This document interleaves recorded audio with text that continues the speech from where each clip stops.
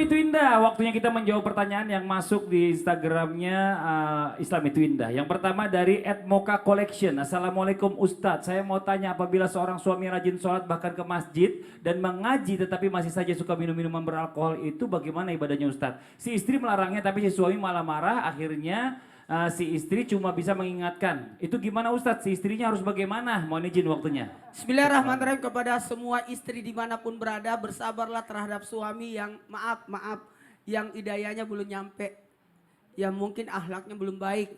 Yang pertama yang harus dilakukan ketika suami melakukan dosa, karena mohon maaf, bisa jadi karena ketidaktahuan, karena mungkin pengaruh. Maka yang pertama, cari kenapa bisa suaminya minum minuman keras itu. Iya, mungkin pelampiasan atau apa. Yang berikutnya berbaik sangkalah. Berbaik sangkalah. Dan yang paling penting juga ada usaha. Usaha bagaimana caranya menyadarkan suami, mengingatkan suami. Kalau perlu sibukkan dia dengan kebaikan. Sehingga dia lupa untuk melakukan kemaksiatan. Nah, cara seperti itu. Apalagi ibu-ibu kan bisa menguasai wanita suaminya dengan cara apa? Minta-minta, ayo. Jadi aman itu. Masya Allah. Dan doakan. Jangan Doakan. pernah berhenti mendoakan. Emang suami suka begitu ya? Ya, dan mohon maaf, tidak boleh sombong di depan mereka. Oh. Dasar tidak boleh dihujat. Iya. Harusnya dibaik-baikin. dibaik-baikin. Masya Allah. Karena juga nanti habis minum-minum gitu percuma 40 hari nggak diterima ibadahnya. Nauzubillah. Nah sekarang kita lanjut lagi ke nomor 2 nih. Ada @habibah_salim. Ada yang ngomong katanya di akhirat nanti kamu akan ditanya tentang kamu aja. Tidak ditanya tentang masalah orang lain. Jadi kamu tidak perlu mengurusi orang lain. Sementara saya punya ponakan yang sholatnya susah banget, setiap hari sudah diingatkan. Apa semua itu tidak perlu saya lakukan lagi? Yang katanya di akhirat tidak ditanyakan tentang orang lain kepada dirimu. Terima kasih. Ustaz Abdul Kafi dijawab. Iya betul, di surah Al-An'am Allah subhanahu wa ta'ala berfirman, وَلَا تَزِرُ وَازِرَةٌ وِزْرَ أُخْرَى. Ya, seseorang itu menanggung dosanya sendiri. Ya, dan tidak menanggung dosa orang lain. Adapun nanti ketika memang sepupu ya, dia memang melakukan maksiat, kemudian kita ingatkan dia tidak sadar, itu berarti tanggungannya adalah kepada anaknya sendiri, sepupunya sendiri. Kemudian tanggung jawabnya siapa? Yang menjadi tanggung jawab adalah orang tuanya. Itu pun adalah bahasanya menyeret. Ya, anak menyeret karena anak adalah tanggung jawab orang tuanya. Jadi apalagi yang dilakukan Mbak, terus ingatkan karena ini juga adalah termasuk jihad. Ya, ya'muruna bil ma'ruf wa yanhauna 'anil munkar, menyuruh ke dalam kebaikan dan juga mencegah kemungkaran. Insyaallah mudah-mudahan amalnya diterima oleh Allah Subhanahu. Amin ya rabbal alamin. Ya jelas ya Mbak ya, ini Masya Allah luar biasa Mbak pertanyaan. Makasih banyak bos semua yang sudah memberikan pertanyaan. Mohon maaf waktu yang terbatas. Sekarang kita lanjutkan lagi, kita akan bertanya nih sama guru kita nih ya. Apakah benar ada cara memesan surga idaman yang sering kita sia-siakan, tetapi kalau cara ini kita lakukan maka akan mendapatkan pintu surga yang paling nyaman. Pintu surga apa sih? Yuk kita minta penjelasannya dari guru kita Habib Bagir. Mohon izin waktunya, silakan Bib. Bismillahirrahmanirrahim. Ada satu hal yang sering kita sia-siakan, yang dekat dengan kita, mudah dengannya kita meraih surga, kita bisa memesan dan mendapatkan surga darinya. Apa itu? Yaitu dengan berbakti kita kepada kedua orang tua kita.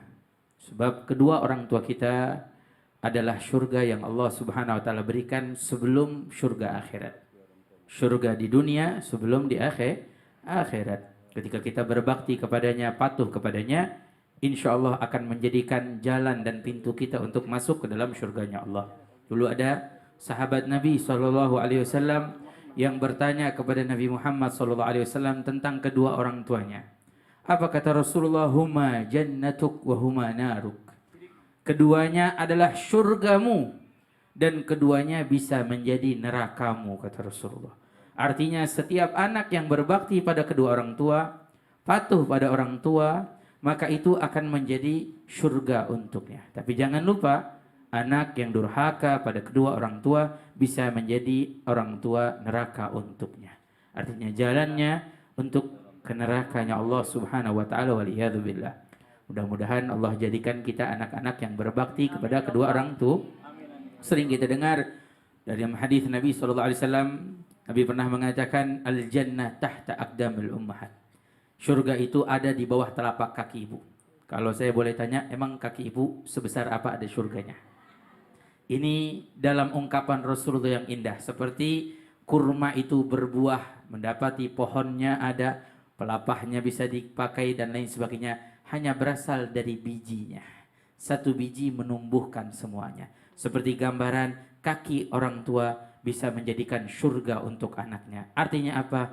Anak yang berbakti pada orang tua, anak yang patuh pada orang tua, maka berhak mendapatkan surganya Allah Subhanahu wa ta'ala. Maka dari itu berbaktilah kita. Jangan sekali-kali kita melawan. Jangan sekali-kali kita mendurhakai orang tua. Ridho Allah ada di ridhonya orang tua. Murkanya Allah ada di murkanya orang tua. Raih surganya Allah dari kedua orang tua kita. Jangan sampai kita tidak mendapatkan surga yang sangat begitu mudah dekat dengan kita dan kita menyia-nyiakannya. Mudah-mudahan Allah jadikan orang tua kita jalan kita menuju surganya Allah Subhanahu wa taala. Amin ya rabbal. Para jamaah pengen nggak dapat undangan dari surga? Kalau pengen, kita dengarkan ada doa-doa dan amalan yang diajarkan oleh guru kita Habib Muhammad yang mudah-mudahan memanggil kita surga, mendoakan kita kepada guru kita tercinta. Fa'alaihi falyatafaddal. Alhamdulillah, dari tadi kita telah mendengarkan bagaimana nikmatnya syurga Allah Subhanahu wa taala dan memasuki daripada syurganya Allah Subhanahu wa taala. Inilah yang kita harapkan.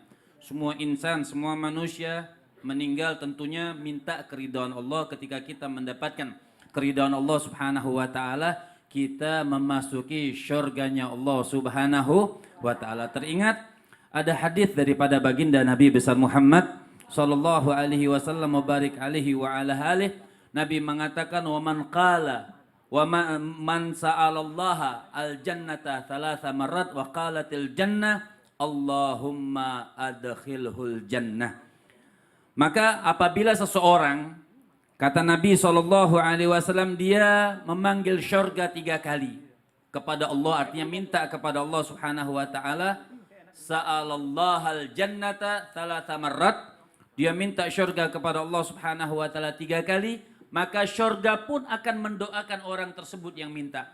Apa? Wa qalatil jannah Allahumma adkhilhul jannah, ya Allah masukkan dia ke syurga.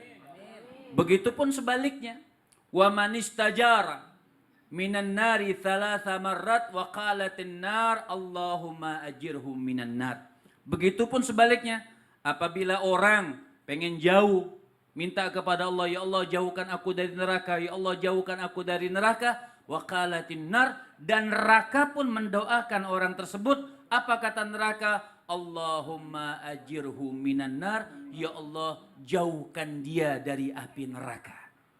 Jadi kita minta kepada Allah Subhanahu wa taala, minta dimasukkan syurganya Allah Subhanahu wa taala dan dijauhkan diri daripada api neraka Allah Subhanahu wa taala.